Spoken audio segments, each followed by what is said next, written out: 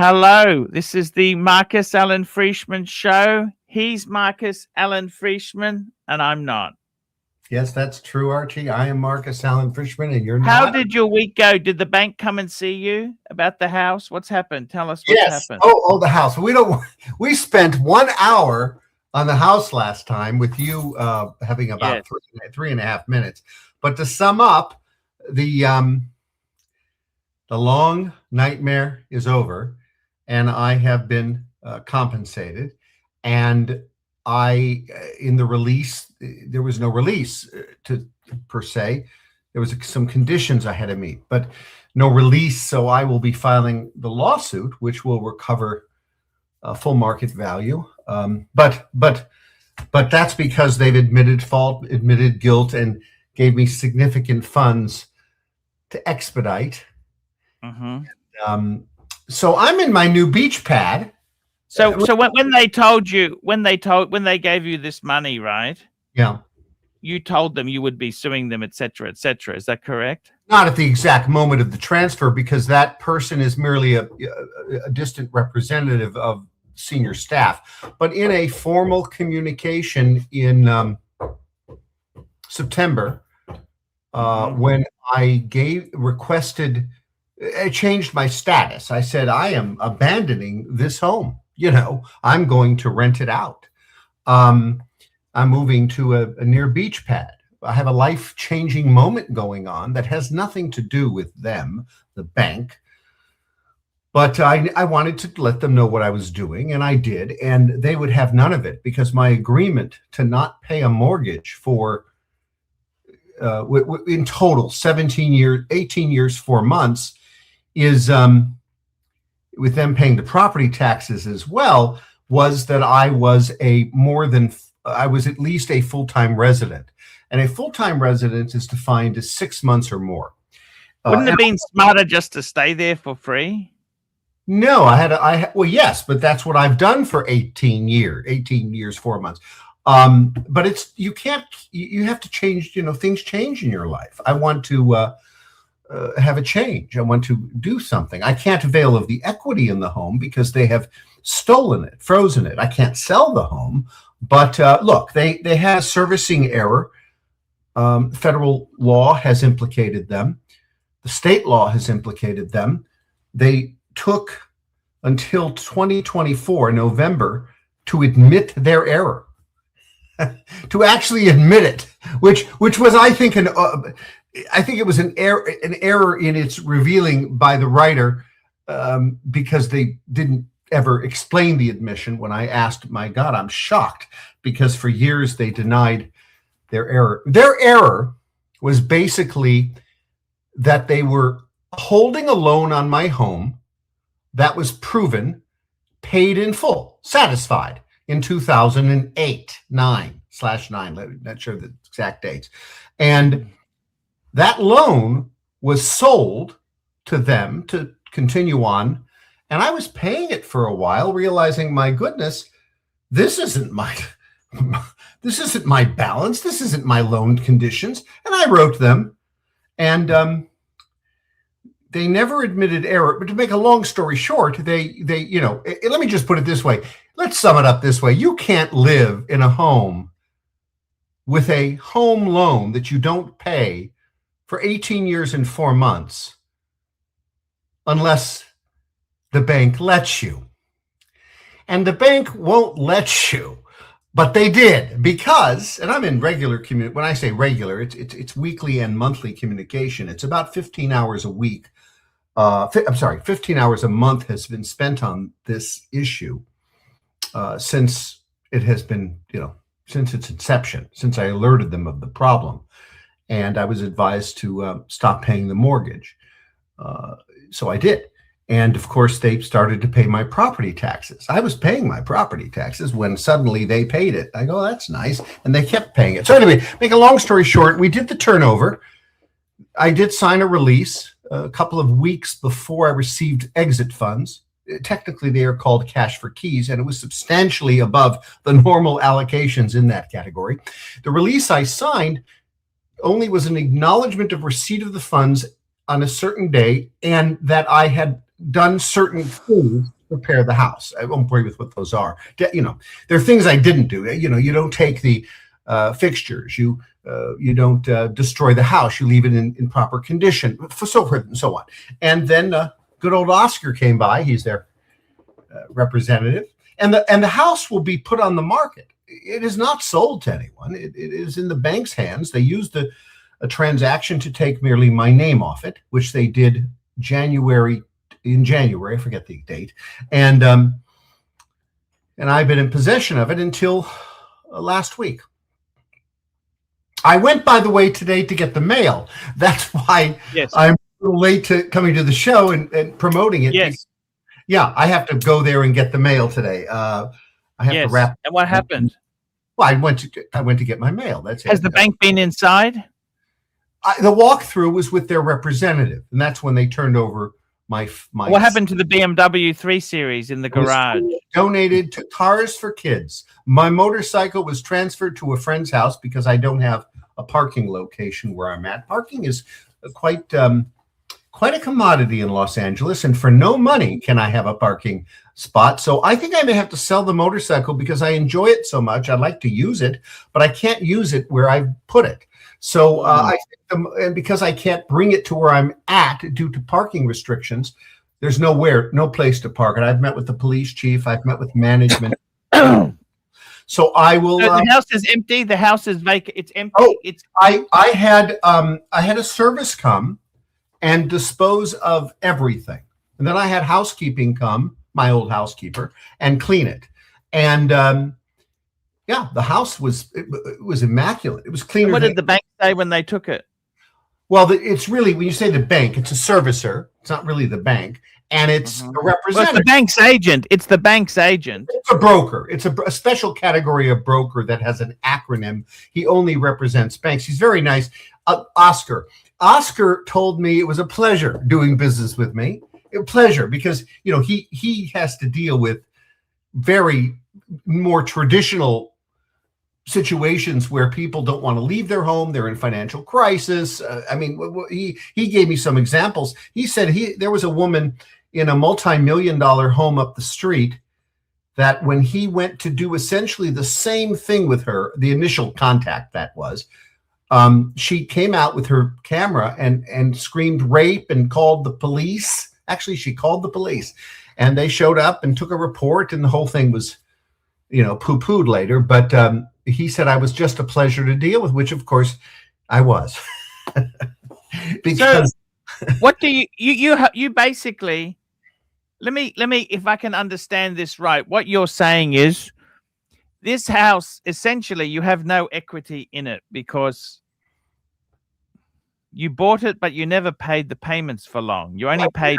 I did for several years, but I had an interest-only loan. So even when I paid the payments, it was pure interest. I did that because I was high-income W-2 employee. Yeah, I understand. Tax deduction. So basically, you should be very happy if you just walk away with nothing and say, "Oh, that's okay. Next." Let me just phrase it this way: about a decade ago. But what you're saying is the bank will actually pay you that if that house hypothetically is worth $3 million, regardless of the mortgage you haven't paid off or what you have paid off or anything like that, you will walk away with $3 million. Yes, I understand. Even if I acknowledged that the loan was legitimate and I owed every penny they claimed, because of the uniqueness of the Kamala Harris California law that was updated in 2019 that says if there's a servicing error, and I won't define that here, it's a number of things that I've fit 4 of them. You only need 1 of them. And it's a list, very small, simple, few-page law. If you have a true servicing error, and they conduct an actual foreclosure, whether they sell it to a third party or they use what's called the foreclosure process to simply remove your name, keep it in the bank's name, and then hire a broker and sell it on the open market later, or whatever they do with it. In either category, if it occurs, you can take action in state court. Federal law backs this, by the way, mimics it, but it's easier to take action in state court when you can. You take the action in state court, and the parameters are that you have to be a non-payer of your mortgage. You have to have had them allege you owed it. And they had to commit at least one of the servicing errors listed. Of course, my servicing error is pretty major. There's several, but the most major one is they admitted servicing a loan that was paid in full. And they only admitted that in 2024, November. Hence, you go into this transaction in a court. It's a trial. You have a right to a judge or a jury or a commissioner. And although that will never happen because of the nature of the law, if they're found in violation, if they're found subject to the law, I get full market value. I don't get less or more. There's no damages. It's market value or nothing. And then if I get market value, the court must bestow sanctions on them for each of the violations that have occurred during the course of the servicing. Now, I have so many violations, they're too numerous to list. It would just go on forever. Plus, I don't get the sanction money, the state does. So we have 12 sanctions that we would list in this court action. That's the count. I think it's 12. I'm happy to list one, but we want to make a doubly strong case to show how obnoxiously messed up they are. And what will happen is their own attorney will advise them to cut me a check in full market value. There'll be no, Mr. Frishman, will you take 80%? In the hallway of that courtroom or sooner, they will offer me full market value to avoid sanctions and to avoid, ready for this, punitive damages. Punitive damages are unlikely, they're legally allowed to be bestowed upon me. They are realistically unlikely because you kind of need to have people feel sorry for you. I lose that. I lose the feel sorry for you because it's 18 years I haven't paid the mortgage, but I wanted to. I had the ability to. I offered to in writing. In fact, I offered to pay the full loan in full. In full. They denied that because that's negotiating in violation of federal law. They can't reduce your loan amount. When I say they can't reduce your loan amount, when you don't pay your mortgage, there's something called arrears, unpaid balances. Then they add that to your mortgage. That's how we get to a massive number, but the number's fake. And the federal law says they can't reduce it. They can't negotiate it down because I had offered to pay the first mortgage in full and almost half of the arrears at one point. It was half, and then that offer remained, but then it was less than half, and then the full first mortgage. But they couldn't. Federal law wouldn't allow them to. I was hoping they'd accept it. I wouldn't violate federal law if they did. They would, but they never could. Rightly so, because you can't negotiate an arbitrary, capricious reduction on a loan like I had because it's a U.S. bank loan. They have what do you call it? Stockholders. That there's federal law that prohibits that kind of thing, so favors don't happen. But to let me live in the house without paying was their solution, and the agreement was, even though I lived in the Philippines 4 months a year for 19 or 20 years without interruption, as long as I was on the house for 6 months and 1 day as my primary residence, and it was always my primary residence, I kept the agreement. But it was time to go. I wanted to leave, and I couldn't sell it. It's encumbered. I can't sell it. And how can I sell it? Look, the truth is they can't foreclose on it. You can't foreclose on a loan that doesn't exist and has been paid in full. So the whole thing is ridiculous. So tell me this. We got a super chat first. Super chat. Black Cat 997 $2. The Marcus Allen Frishman School of Finance. The School of Complete BS. Yeah, well, that's what it was. I'll tell you that. So tell me this.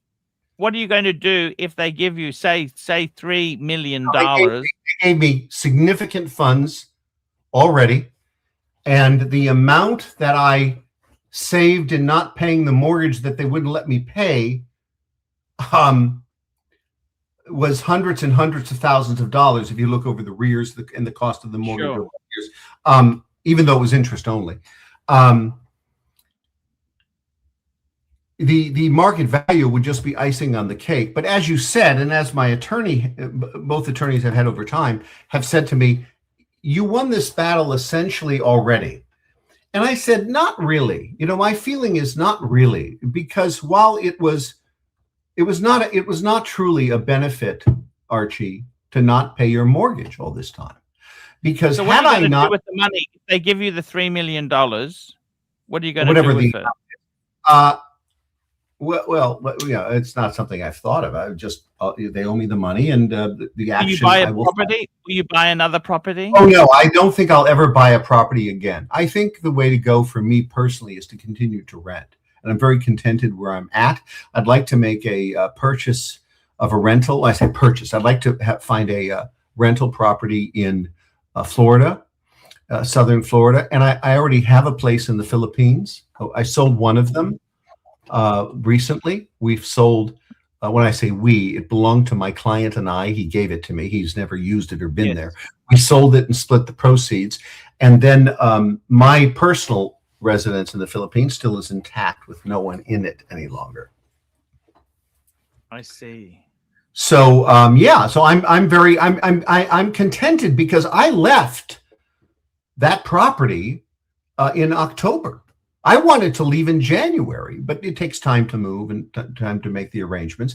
But by October, I did leave it. I moved everything I needed out of the house.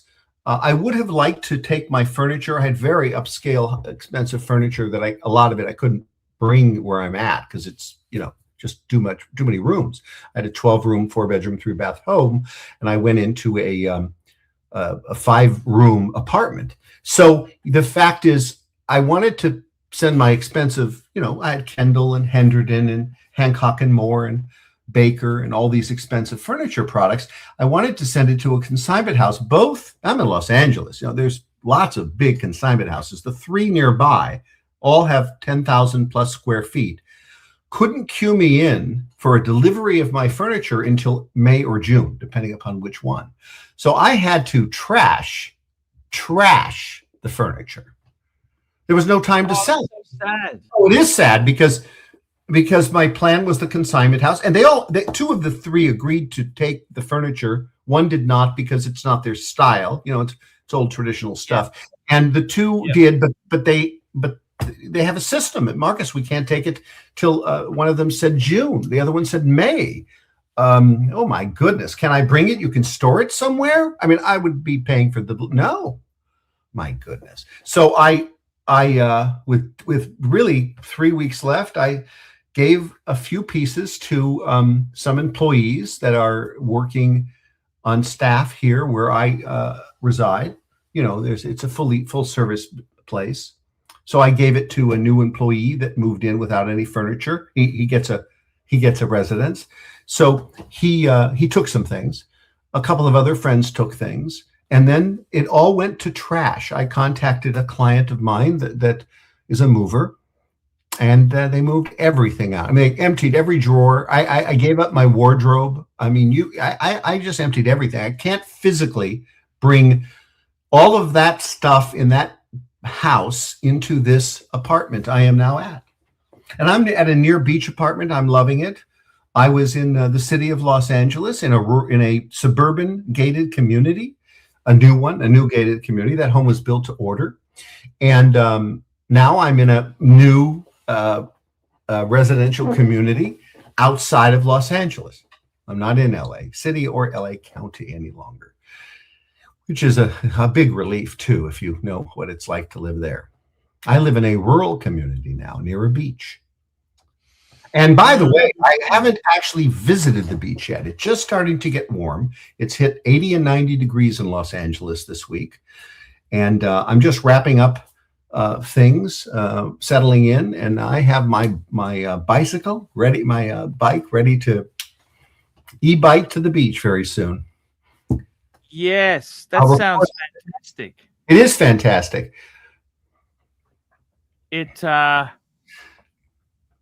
I've got to say to you, the thing about it is that I am very impressed with is that are you going to sue them for damages for the furniture that you had to dispose of, or no? That law doesn't allow for that. It only allows full market value if there was a servicing error and a foreclosure took place. That's it.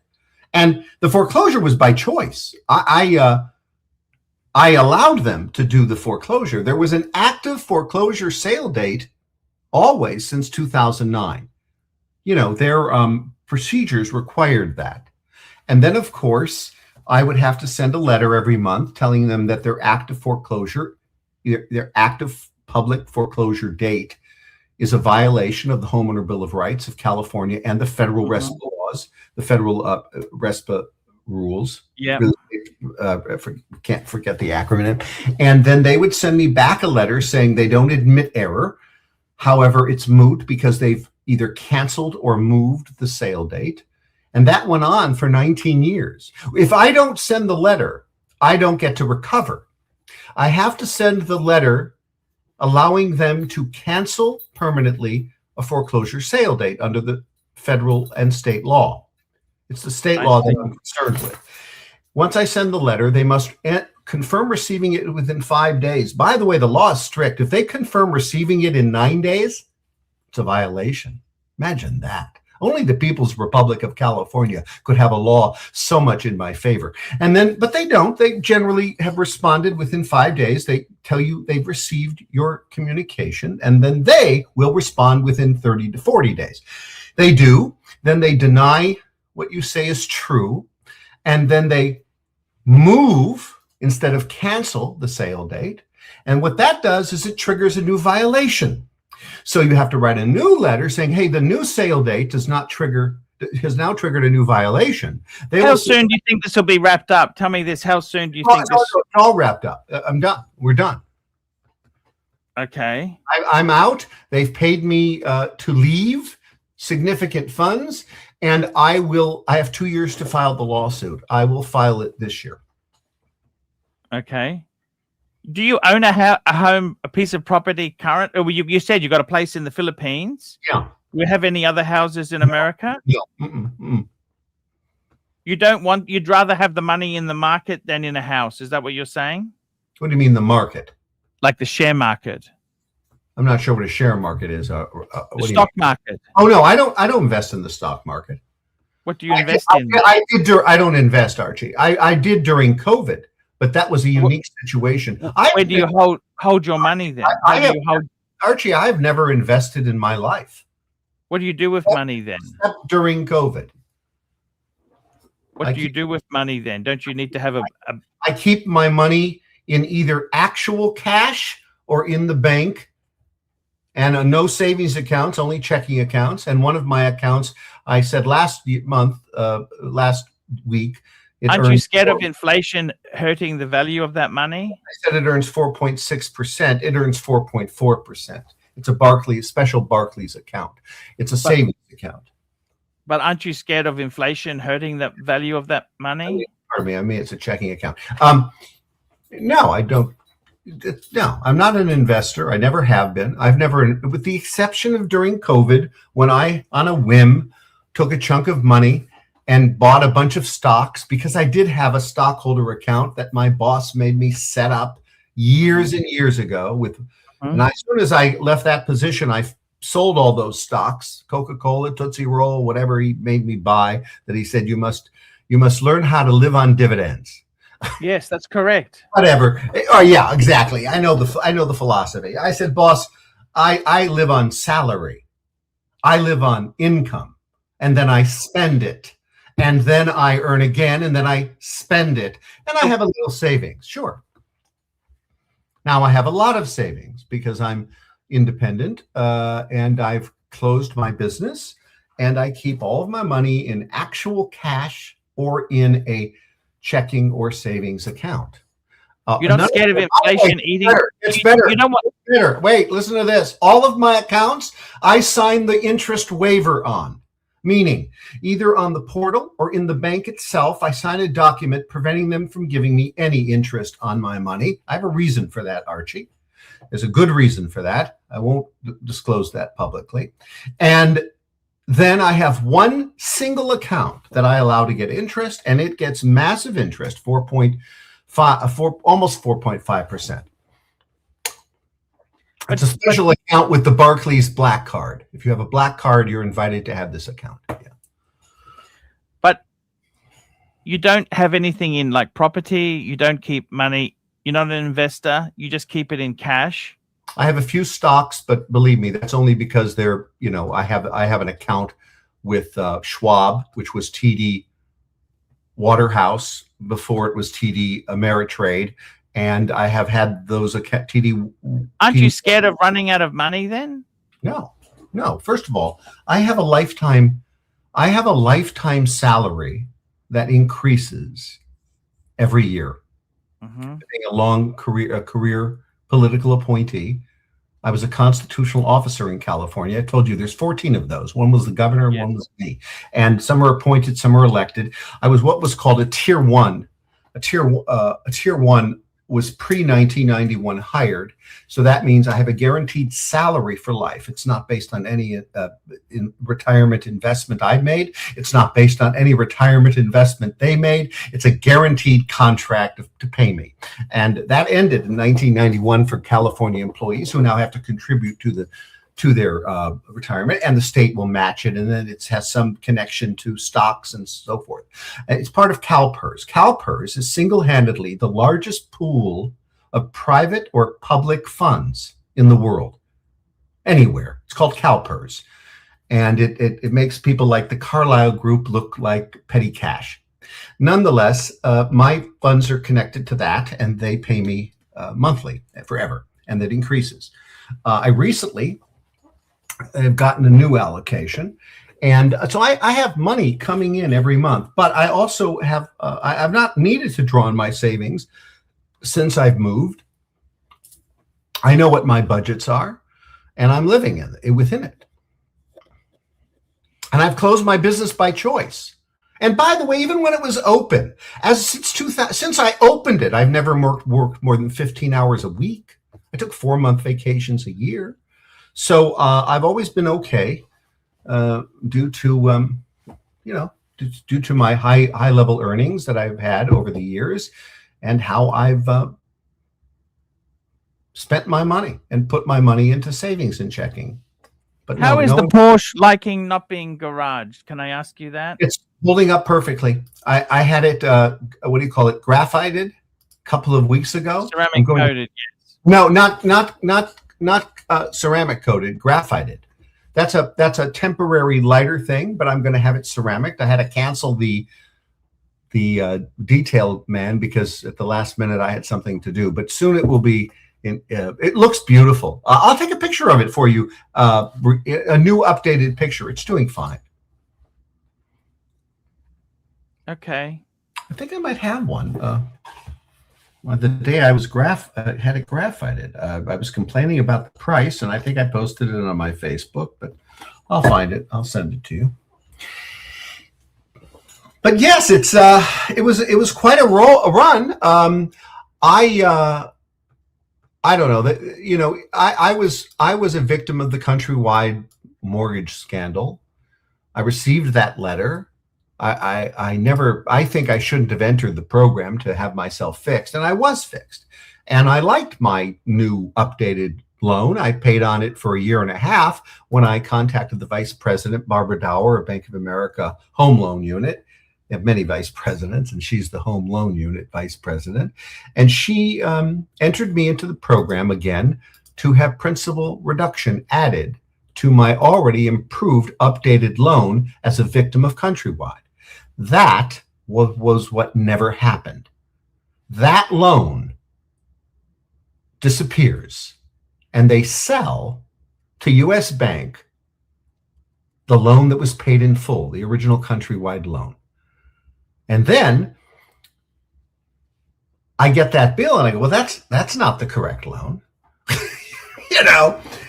Oh, what a mess. And so that's created an almost a 19-year dispute, 18 plus years, where the bank has agreed to pay my property taxes. I don't pay the mortgage, but it must be my primary residence, which under law definition is 6 months and a day. And it was. And now I'm gone. And I left long before I worked out something, my departure arrangement with them. Very interesting indeed. So I don't understand, Marcus. It's let me tell you a story. Many years ago, I know this family that had worked in Papua New Guinea, and they made a lot of money because it's sort of, that's the sort of country. It's dangerous. It's a very primitive And they came to Australia and they could afford to buy two homes for cash.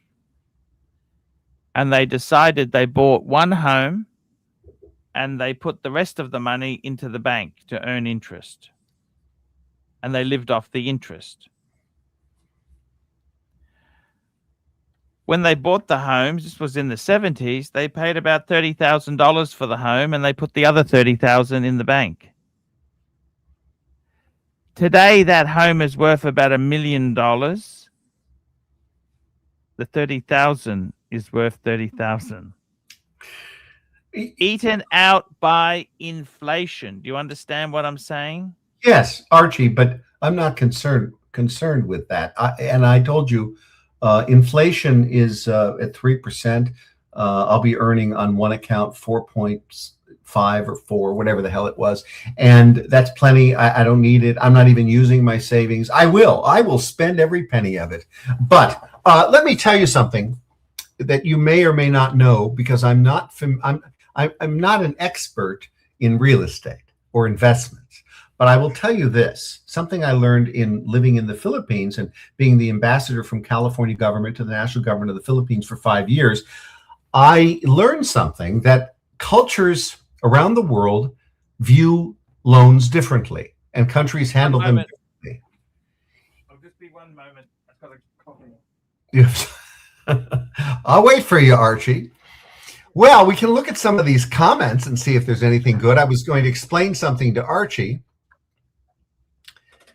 Archie, are you coming back? I'm really scared, Marcus. I am scared with you. I am really scared with you. Let me tell you something. So in America, yes, the only people that would now there's exceptions to every rule, but here are the rules, and there's hardly any exceptions to these rules. The only people who would not have a loan on their home and have it paid in full would be very, very poor people. You can look it up.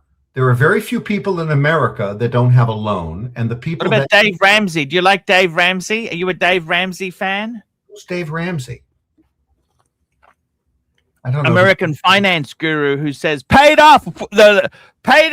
paid off home is the best thing you can have. He's nuts and he's wrong, and he's probably just saying that to get likes and clicks and attention, because it's nobody. There is no advice that's legitimate for that. I'll tell you why. The home loan deduction that you receive in America is dollar for dollar equivalent. W-2 employees and wealthy people. Let me just give you this example before I say that. Why do you think Donald Trump, there's a good example. Let's use a rich guy. So why do you think Donald Trump takes a loan out on his own apartment condo in New York City and has a payment to pay back? Because the deduction is the best deduction known to mankind. It is dollar for dollar, 100% deductible. So you deduct your interest payments, and that's why, in some cases, in my case, I needed a high interest payment with a high payment. I went to interest-only loans because I was a W-2 employee, and it would just reduce my taxes. If you owe $20,000 a year, $50,000 a year, come up with your number, in interest on your home loan, and you owe $40,000 in taxes, you're going to cut your taxes in half by simply having a home loan.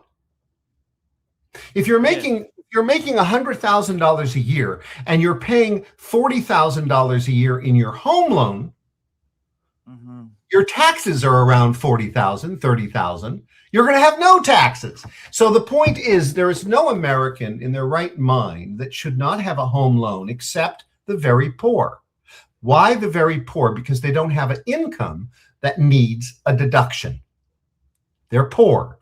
They would be best off to own their own home. But that is a very, very limited category, because even people with minor low income, not poor, low income, need to have a loan on their home. Wealthy people. I have a client, an old client. he made a significant sum of money a year, multi-millions. He could buy that house that he bought for almost $40 million in cash. Why didn't he? He didn't, and he got a $48,000, whatever it was, home loan per month, because he needs the deduction. That's how we roll in America.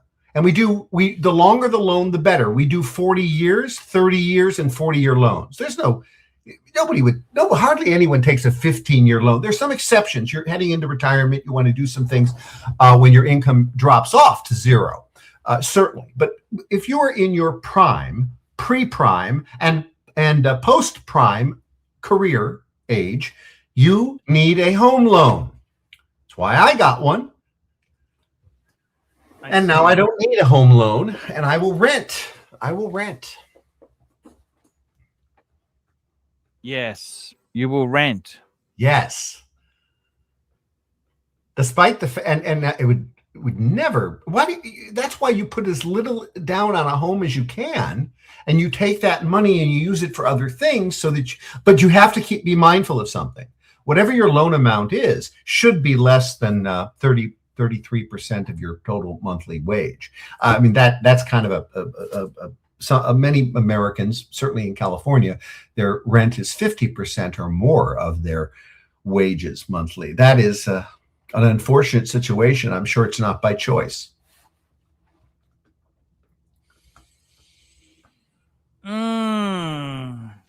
I see what you're saying, Marcus. I don't know what I've just cut a stumbling block there, Marcus. I think it's dangerous. It's dangerous, Marcus. In the Philippines, when I bought my condo, I went in and I said, I'd like to get a 30-year loan.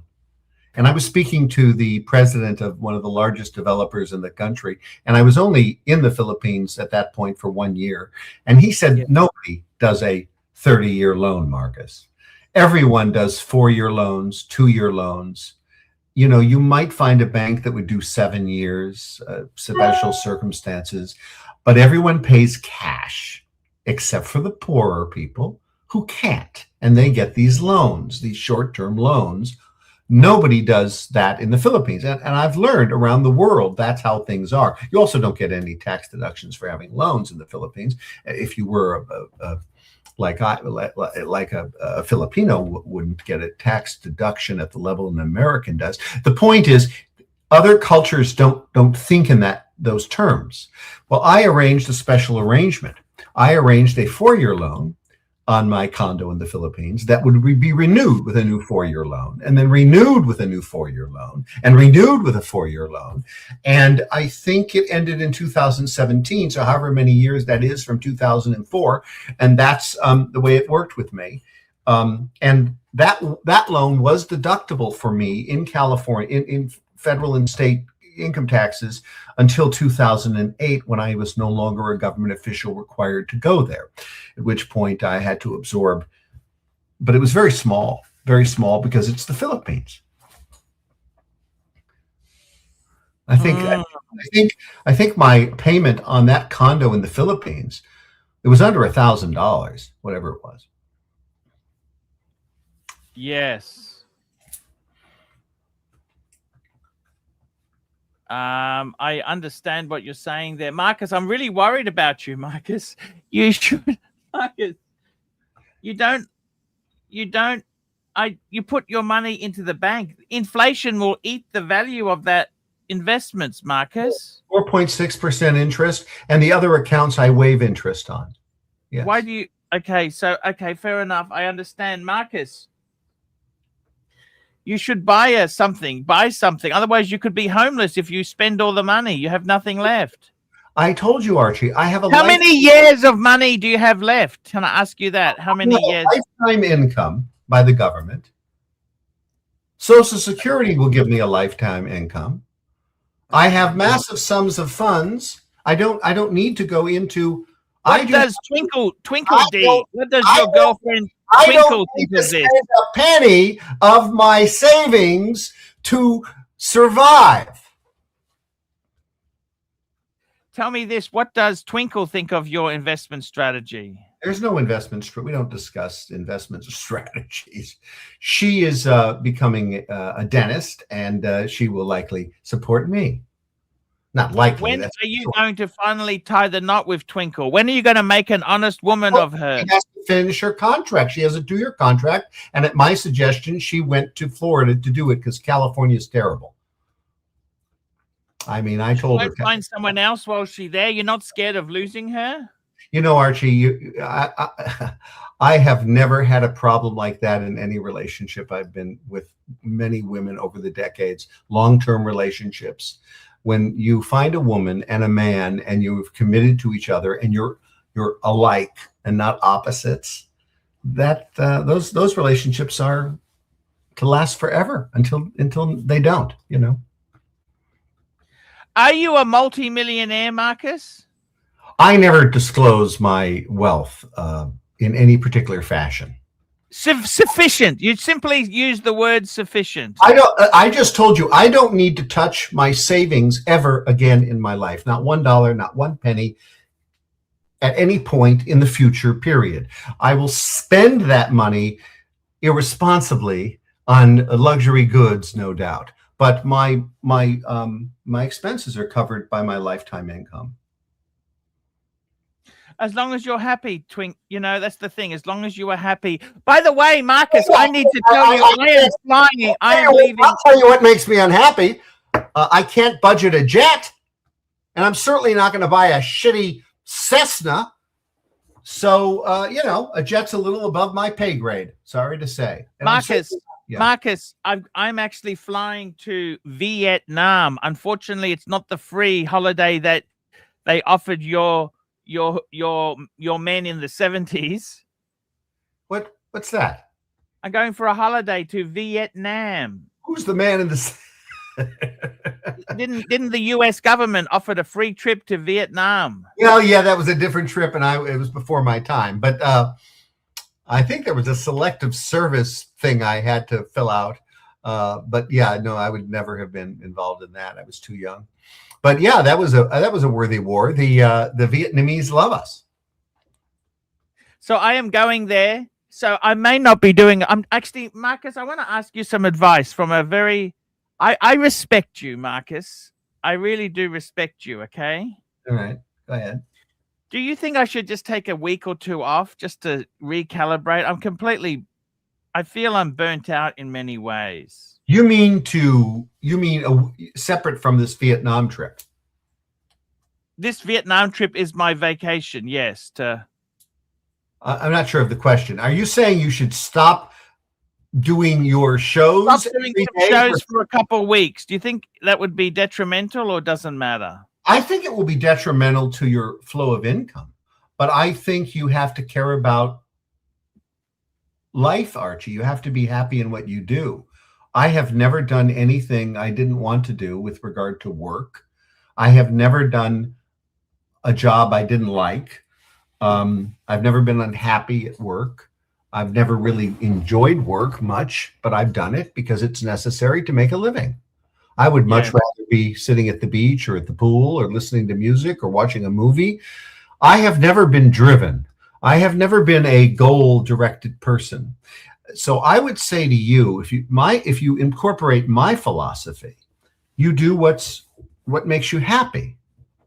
But you better make sure that you're as lucky as I was, and that whatever makes you happy, whatever you do to diminish your income, will not be catastrophic. You know, I had a goal.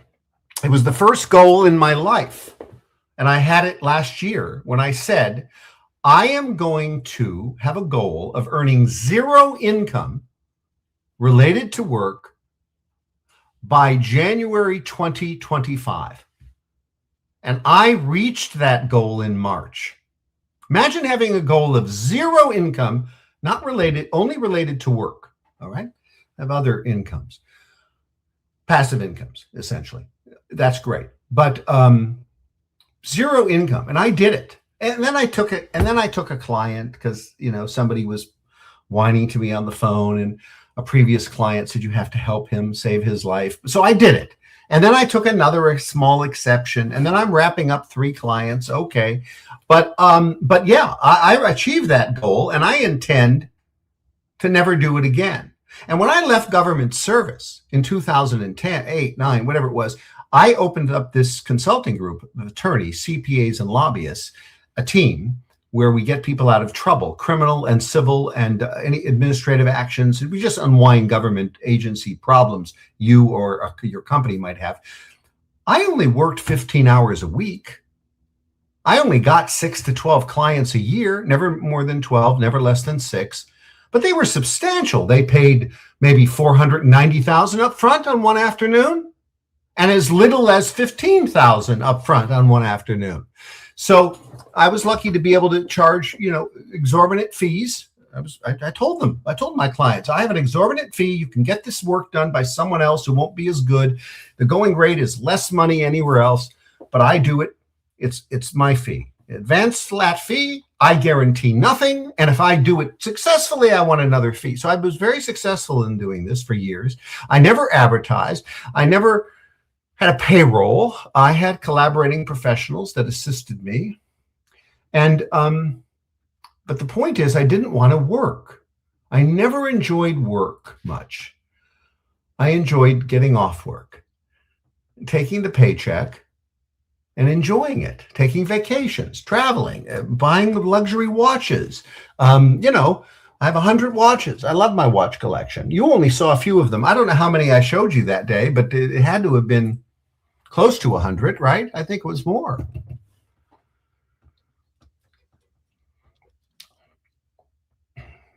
I understand what you're saying.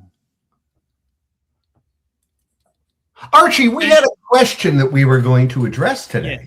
Yes, that's correct. Please run it. So I was going to ask what you thought your biggest regret was. Not regret, pardon me. Let me rephrase that, because it could be confused with regret. Your biggest shortcoming, which is not a regret. Your biggest shortcoming in your personality or your life. Brutal honesty. What? Brutal honesty. Oh, you think that, okay, you are brutally honest and you think that's a shortcoming. Yeah. Yeah, my mother said to me, the truth hurts. And it does. And your experience in Thailand, my experience in the Philippines, both as a government representative there and as a private citizen, we now know the value of honesty, and Western cultures have a stronger value of honesty than any Eastern culture would. It's just in their culture to lie. And that goes to not wanting to disappoint people, saying yes when there's a no deserved, that kind of thing. That creates lying. And we don't lie. I think my biggest shortcoming is empathy. I don't have much empathy. Sorry to say. I wish I had more, but I don't. And I think I am brutally honest too. I think I don't have much of a filter. I think I don't think not having a filter has helped me in life. In most instances, it has been neutral, but in many instances, it has been a problem. I don't have a filter. I say what I think, regardless of how it affects consequences. And that goes to being brutally honest too, right? Yes, correct. I totally, very, very true. We are very similar, actually, Archie. Yes, I tend to agree with you. I've got to say this to you. In your case there, you've lived the life. You've had a fantastic life. There's no question of that. You've done some amazing things. You can't be unhappy with what you have achieved in your life. You've done so much. I regret, I think I've told you, well, now we're getting to regrets. I think I've told you there were 3 paths that I regretted. I regretted not signing that contract with Paramount Studios that included the parking spot for my father to make me a movie star. Yes. That's what they did as kids. They made movie stars. They sign you up and create. That's correct. I didn't sign the contract with the National Federation of Figure Skaters when I was about 11 to train me to go to the Olympics because I was a skilled, gifted skater that could do certain things that the Olympian didn't do, just so you know. She didn't. But nonetheless, I turned that down. And I turned down Richard Lugar, who was a senator. When I was back in Washington working on Capitol Hill, he offered to make me a committee staffer. Committee staffers are the prestige of political appointments in Washington, D.C., short of some high-level presidential appointment. But they are well above any routine presidential signatured appointment. Committee staff, depending upon the committee. And you don't get a committee staff position without senior background work experience. I had none, very little. And I was offered this position, and I chose to reject it and head back to California and go to the beach and finish up college and go to Yale. Do the movie. The movie was pre-college, Archie. Yeah, I did that stupid movie, because I was doing modeling. I was a professional model for 2 years, did that stupid movie that came along. But I do regret those three things because I think one of those or all of those would have been great. And I do regret not running for Congress when I could have run and won. That is impossible in California right now.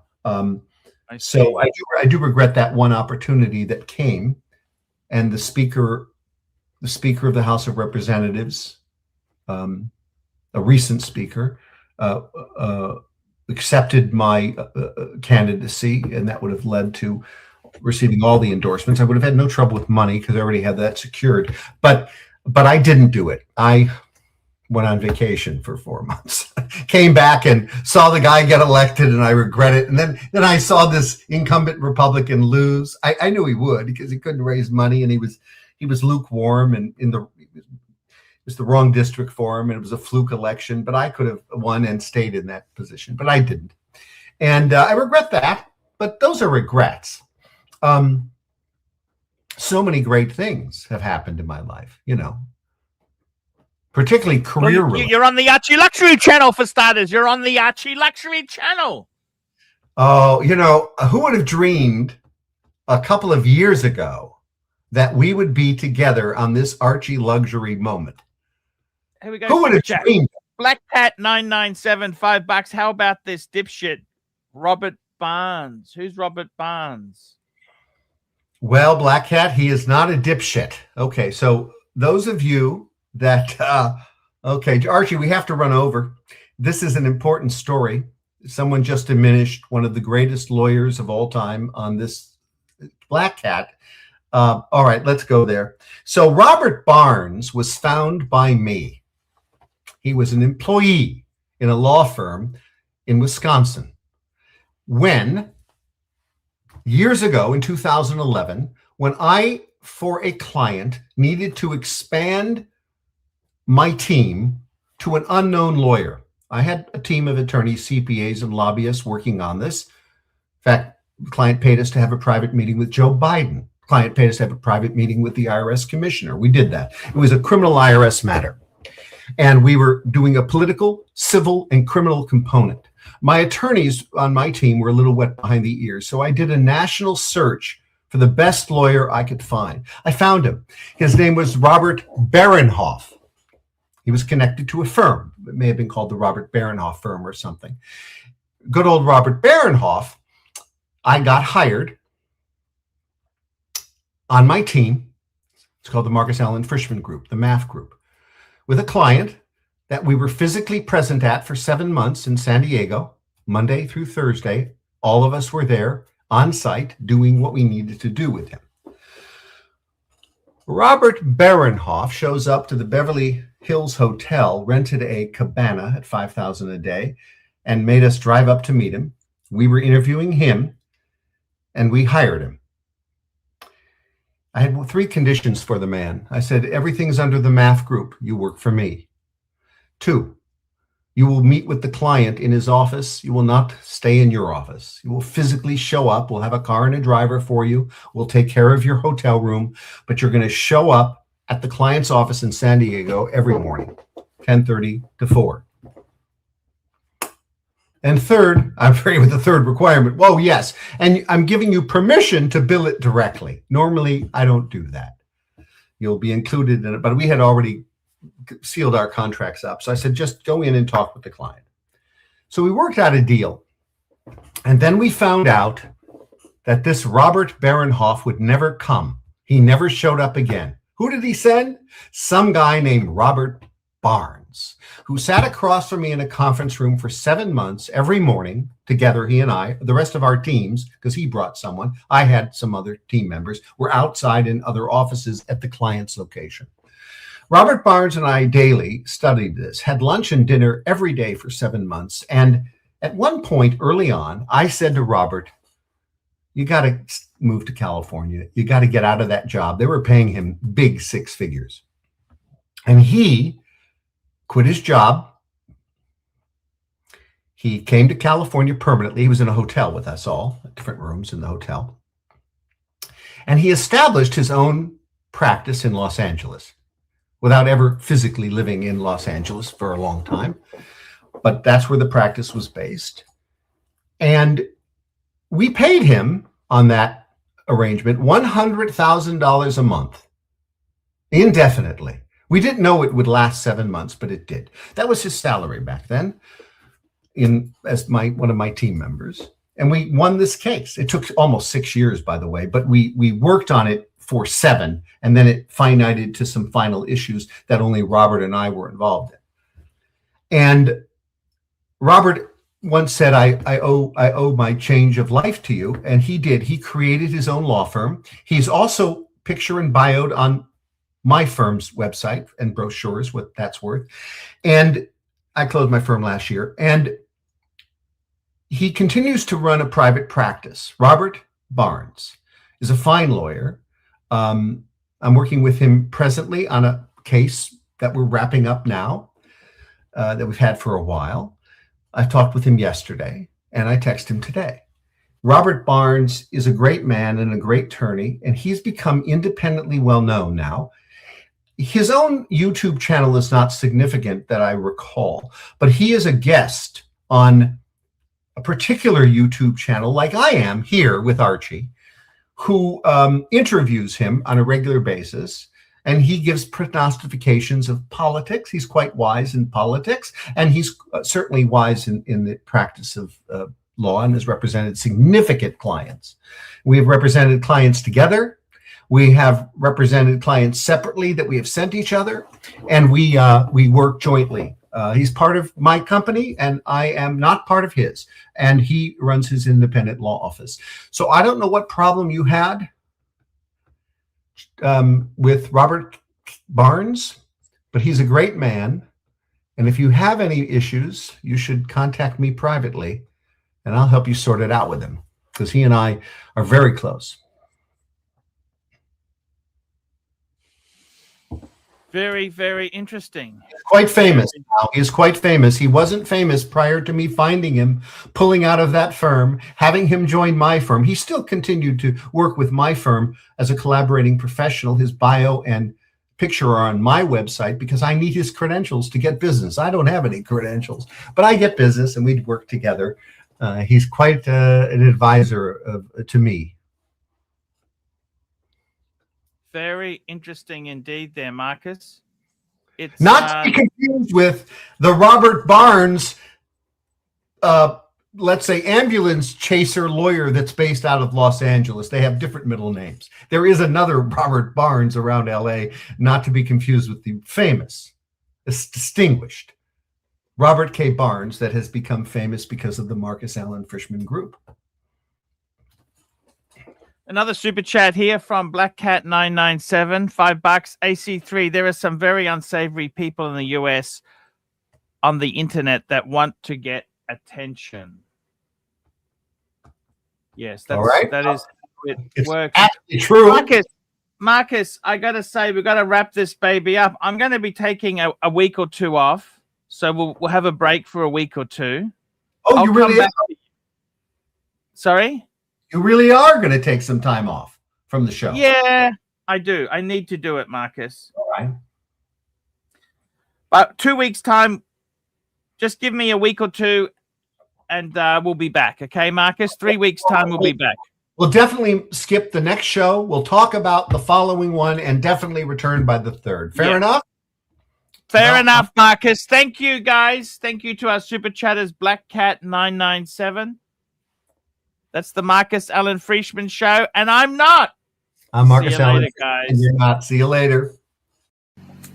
Hi, guys. It's ArchieLuxury. Guys, I want to talk to you about David SW. David SW, David SW. Guys, if you are in America, if you are looking for a Rolex watch of your dreams, in fact, if you're looking for a contemporary modern wristwatch, I strongly advise you to look at David SW. Guys, don't play the dealer games. Don't bring in chocolates or Krispy Kremes for your dealer hoping to get a Rolex at retail. It's futile. Please, guys, save your dignity. Keep some pride. Go to David SW.